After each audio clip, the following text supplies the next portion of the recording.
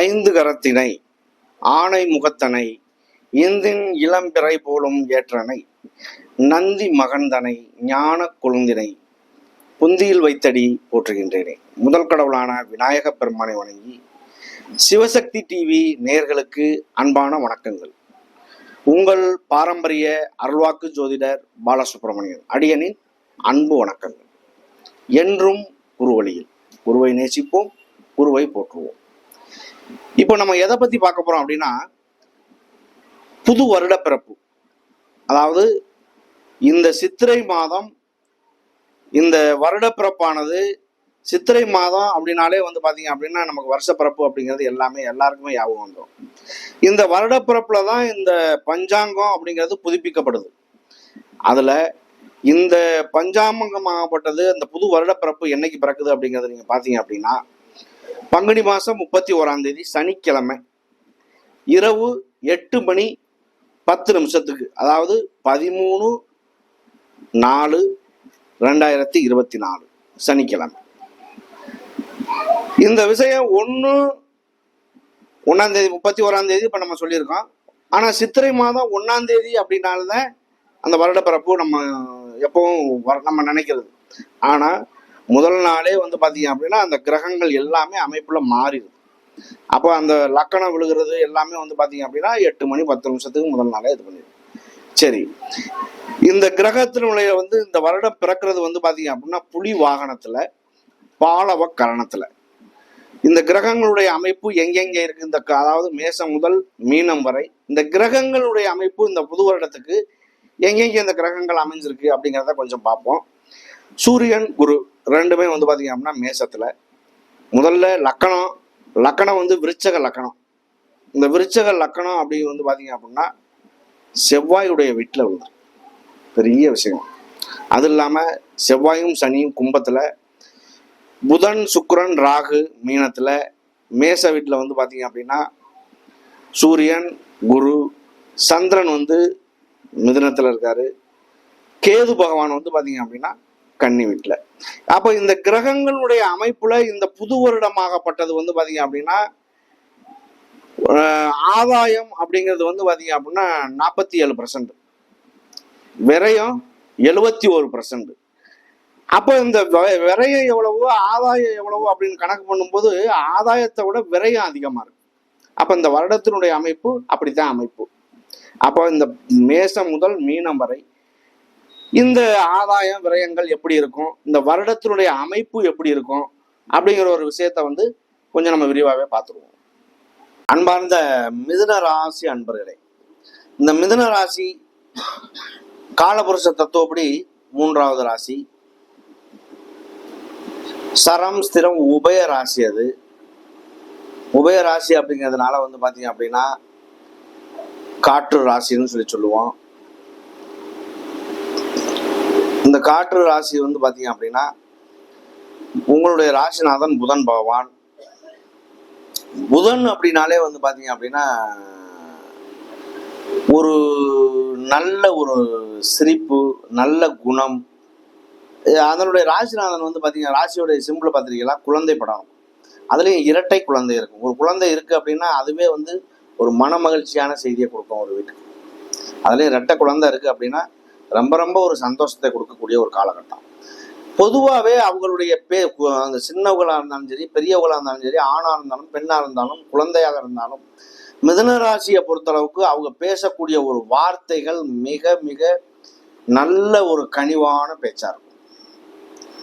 பிடிக்கும். பேசும்போதே பாத்தீங்க அப்படின்னா அந்த சின்ன குழந்தைகள்லாம் மழலை பேச்சுக்கள் பாத்தீங்க அப்படின்னா ரொம்ப ஒரு மனசை கவர்ந்த விஷயமா இருக்கும். அப்படிப்பட்ட ஒரு ராசி இந்த மிதுன ராசி. இந்த மிதுன ராசிக்கு குரு பகவான் 10ஆம் வீட்டு அதிபதி 11ல இவ்வளவு நாளுமே இருந்தார். அதுவே உங்களுக்கு ஒரு நல்ல முன்னேற்றம் தான். இதுக்கு முன்னாடி கிட்டத்தட்ட ஒரு 2.5 வருஷமா சனியினுடைய தாக்கத்துல, 7.5 சனியினுடைய தாக்கத்துல அஷ்டம சனி ஓடிக்கிட்டு இருந்துச்சு. படாத பாடுபட்டு தடுமாறி உங்களுடைய வாழ்க்கையில புடிமானம்னு வந்தது 11க்கு குரு வந்த பின்னாடி. இந்த குரு பாத்தீங்க அப்படின்னா ஓரளவுக்கு நல்ல மாற்றம் உண்டாச்சு. இதுலயும் குரு பகவான் உங்களுக்காக 12ஆம் இடத்துக்கு வர்றாரு. உங்களுக்கு 12ஆம் இடத்துக்கு உங்களுடைய 5ஆம் இடம் அதாவது உங்களுக்காக 5ஆம் பார்வையா பார்க்குறாரு. உங்களுக்காக உங்களுடைய ராசியில இருந்து பார்க்கும்போது 4ஆம் இடம். 4ஆம் இடத்தை 5ஆம் பார்வையா பார்க்குறாரு. உங்களுடைய 6ஆம் இடத்தை பார்க்குறாரு. உங்களுடைய 8ஆம் இடத்தை பார்க்குறாரு. இந்த வருடத்தினுடைய அமைப்பு, அதாவது இந்த புது வருஷத்தை பத்தி நம்ம பார்க்குறோம். இந்த புது வருஷம் வந்து குரோதி வருடம். இந்த சித்திரை மாதம் வந்து பார்த்தீங்க அப்படின்னா பெரிய விஷயம் என்ன அப்படின்னா, உங்களுக்கு 3ஆம் வீட்டு அதிபதி உங்களுடைய ராசியிலேயே வந்து பார்த்தீங்க அப்படின்னா 11ஆம் இடத்துல வந்து உச்சமடைகிறார். அப்போ ஒவ்வொரு கிரகத்தை, அதாவது இந்த வருஷத்துக்கே வந்து எல்லா கிரகமுடைய அமைப்புகள் எப்படி வருதோ அதை வச்சுதான் ஒவ்வொருத்தருக்கும் பலன் சொல்றோம். அப்போ ஒவ்வொரு கிரகங்கள் ஆட்சி உச்சம் பெறும் பொழுது எப்படிப்பட்ட பலனை கொடுக்கும் அப்படின்னா, ஒரு கிரகம் நீசம் பெறுது அப்படின்னா 0% அதுக்கு மதிப்பு. இதே வந்து ஒரு கிரகம் ஆட்சி பலம் பெறுது அப்படின்னா 100% மதிப்பு. ஒரு கிரகம் வந்து உச்ச பலம் பெறுது அப்படின்னா அது வந்து பார்த்தீங்க அப்படின்னா 200 மடங்கு பலனை அள்ளி கொடுத்துரும். இப்படிப்பட்ட ஒரு நேரம் தான் இந்த மிதுன ராசி. எல்லா ராசிக்குமே வந்து நல்லா இருக்கும்னு நீங்க சொல்றீங்களே, எப்படி நல்லா இருக்குமா அப்படின்னு நீங்க ஒரு சிலர்லாம் வந்து நினைக்கலாம். எல்லா ராசிக்கும் நல்லா இருக்கும்னு சொல்ல முடியாது. ஏன்னா ஒவ்வொரு நேரத்தை உங்களுடைய விதியினுடைய அமைப்பு, ஜனன ஜாதகம், உங்களுடைய பிறப்பு ஜாதகம் வந்து என்ன அடிப்படையில வருதோ அதுதான் கணக்கு. அந்த ஜனன ஜாதகத்தை முதல்ல பாருங்க. நிறைய பேர் வந்து நம்மளை வந்து கமெண்ட் பண்ணியிருக்கீங்க. உங்களை தொடர்பு கொள்வது எப்படி, உங்களை பார்க்கலாமா, நேரில் பார்க்கலாமா, ஜாதகம் பார்க்கலாமா, ஜாதகம் எழுதலாமா, இதெல்லாம் கேட்டிருக்கீங்க. நம்மளுடைய தொடர்பு கொள்ளணும் அப்படின்னா வந்து பார்த்தீங்க அப்படின்னா கீழே ஸ்க்ரீன்லேயே நம்பர் வருது, அதை பாருங்கள்.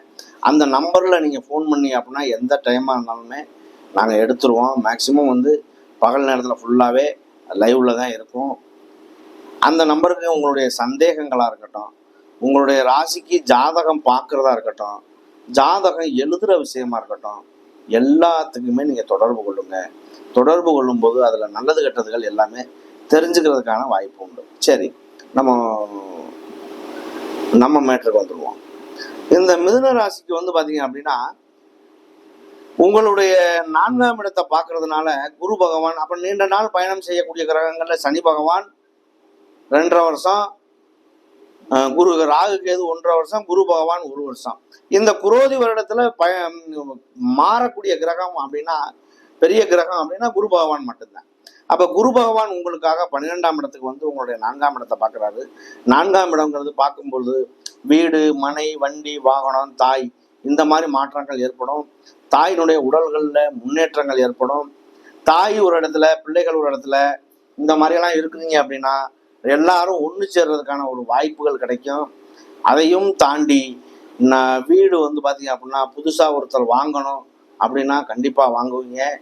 வீட்டில் வந்து முதலீடு போட்டு லோன் மூலியமாக வாங்குறதுக்கான வாய்ப்பு, அந்த மாதிரியும் கிடைக்க வாய்ப்பு உண்டு. ஏதோ ஒரு வகையில் நல்ல முன்னேற்றங்கள் ஏற்படுறதுக்கான வாய்ப்புகள் உண்டாகும் இந்த மிதுன ராசிக்கு. அடுத்து வந்து உங்களுடைய 6ஆம் இடத்தை பார்க்குறாரு. 6 அப்படிங்கிறது ருணரோகம், சத்ரு அப்படின்னு சொல்லுவோம். நோய் நொடி, எதிரி, கடன், அந்த மாதிரி சொல்றது. அப்போ இந்த எதிரி, கடன் இதெல்லாமே வந்து பார்த்தீங்க அப்படின்னா சுமூகமாக மாறும்.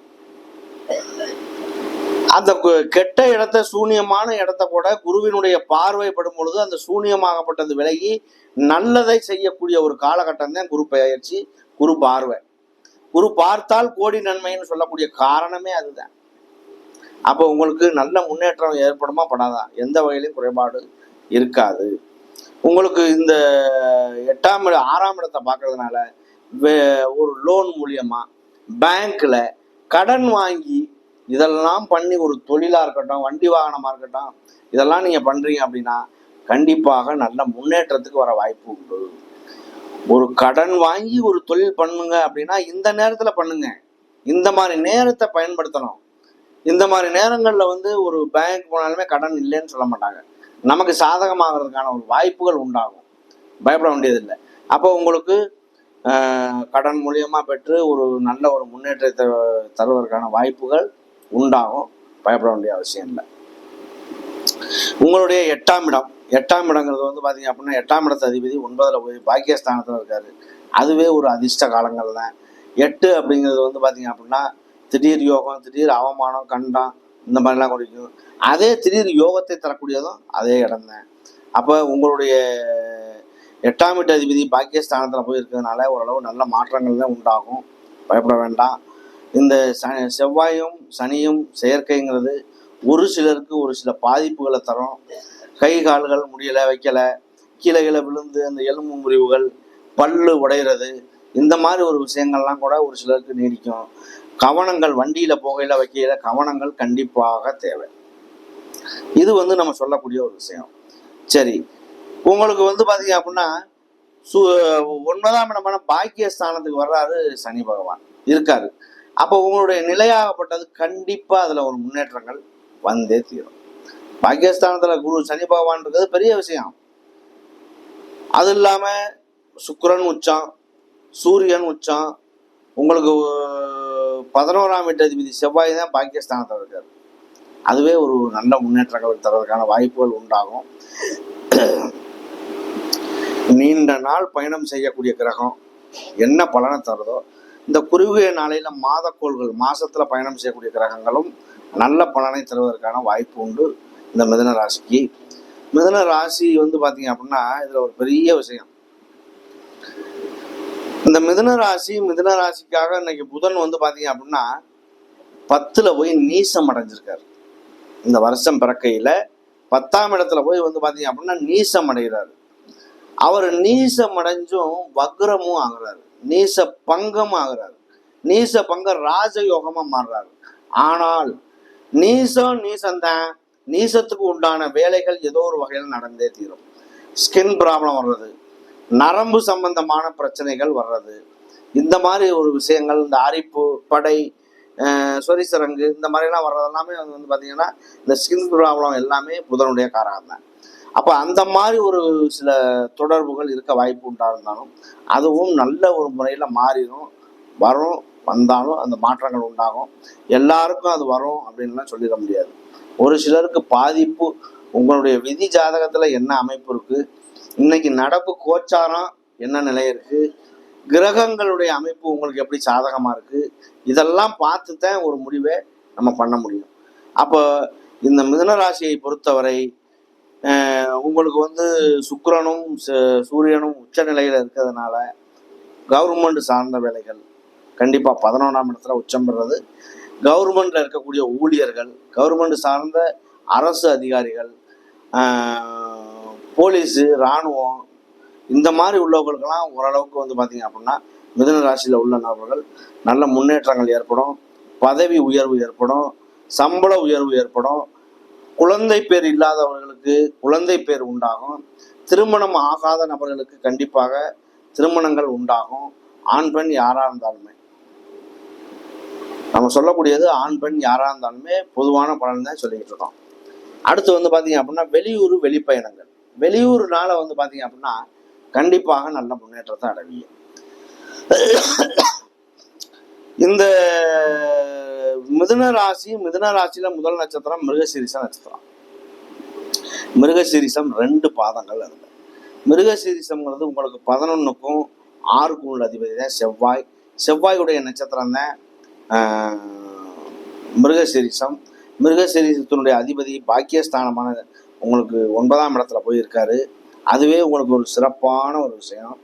நல்ல முன்னேற்றங்கள் ஏற்படும், பயப்பட வேண்டிய அவசியம் இல்லை. அப்பா வழி மூலமா ஒரு சில வேலை வாய்ப்புகள், பண வரவு செலவுகள், ஒரு சொந்தமாக தொழில் பண்ணி கொடுக்கறது, இந்த மாதிரிலாம் அமையறதுக்கான வாய்ப்பு உண்டு. இந்த மிருகசீரிசம் அப்படின்னாலே பார்த்தீங்க அப்படின்னா ஒரு கோப குணங்கள் அவங்களுக்கு இருக்கும். இந்த கோப குணங்கள் இருந்தாலும் அப்பப்போ பார்த்தீங்க அப்படின்னா அந்த குணத்துக்கான ஒரு நல்ல பாக்கியமான குணமும் இருக்கும்.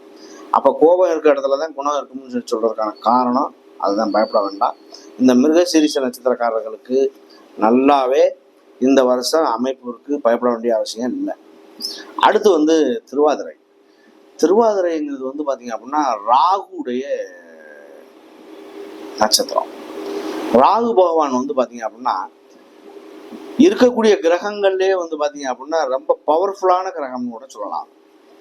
அவருடைய பயண காலம் 1.5 வருஷம் ஒரு கட்டத்தை கடந்து போகிறது. அவங்களுக்குன்னு இந்த 12 கட்டங்கள்லையும் சொந்தமா எந்த வீடுமே கிடையாது. இப்ப செவ்வாய்க்கு, சந்திரனுக்கு, சூரியனுக்கு எல்லாத்துக்குமே இருக்கா இல்லையா? இப்ப இந்த மாதிரி அவங்களுக்குன்னு சொந்தமா எந்த வீடுமே கிடையாது. அப்போ அவங்க எந்த இடத்துல பயணம் செய்கிறாங்களோ எல்லாரும் இப்படி சுற்றி வர்றாங்கன்னா ராகு கேது மட்டும் ரிவர்ஸில் ஆன்டி கிளாக் வாஷ் அப்படியே சுற்றி வருவார். அப்படி சுற்றி வரும்போது வந்து எந்தெந்த வீட்டில் அவர் அமர்றாரோ அது வந்து அவங்களுக்கு நன்மை தீமையை தரும்.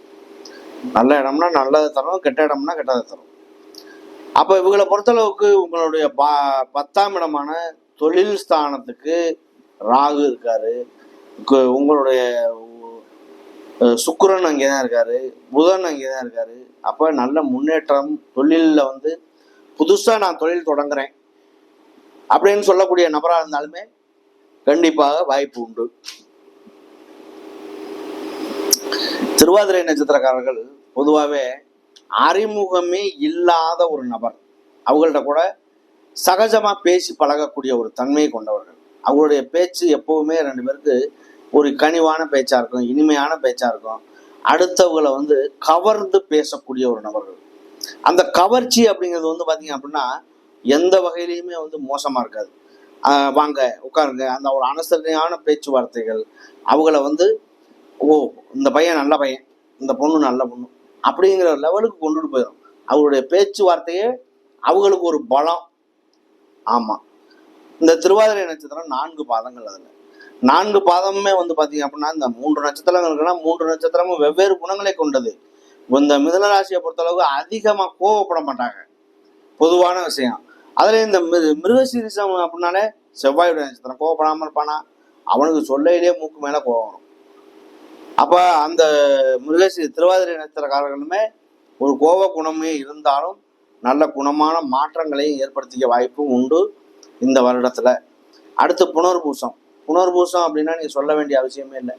புனர்பூசம் வந்து பாத்தீங்க அப்படின்னா குருவுடைய நட்சத்திரம். குரு பகவான் வந்து பாத்தீங்க அப்படின்னா உங்களுக்காக 3 பாதங்கள். அதுல 3 பாதங்கள்லயும் வந்து பாத்தீங்க அப்படின்னா குருவானவர் இருக்கக்கூடிய கிரகங்கள்லயே ரொம்ப சுபரான தன்மையை கொண்ட கிரகம். அவர் உங்களுக்கு 12க்கு பெயர்ச்சியாகி உங்களுடைய 4ஆம் இடம், 6ஆம் இடம், 8ஆம் இடம் 3 இடத்தையும் பார்வையிடுறாரு. மற்ற கிரகங்களும் 9ஆம் இடம் பாக்கியஸ்தானத்தில் சூரியன், செவ்வாய், சனி பகவான் 2மே இருக்கு. இதுவும் நல்ல மாற்றம் தான். 10ல் வந்து சுக்கிரன் உச்சமடைஞ்சு மற்ற கிரகங்களோட இருக்கு. இதுவே வந்து பார்த்தீங்க அப்படின்னா உங்களுக்கு நல்ல முன்னேற்றத்தை தர்றதுக்கான வாய்ப்புகள் உண்டாகும். உங்களுடைய 4ஆம் இடத்தை வந்து குரு பகவான் பார்க்க போறாரு. அதுவும் உங்களுக்கு ரொம்ப சிறப்பான விஷயம். பயப்படாதீங்க. அதாவது இந்த மிருகசீரிசம், திருவாதிரை, புனர்பூசம் 3 நட்சத்திரத்துக்குமே வந்து இந்த காலகட்டங்கள், இந்த வருஷம் குரோதி வருடமானது ஒரு பொன்னான காலகட்டமாக அமைய வாய்ப்பு உண்டு. நன்றி, வணக்கம்.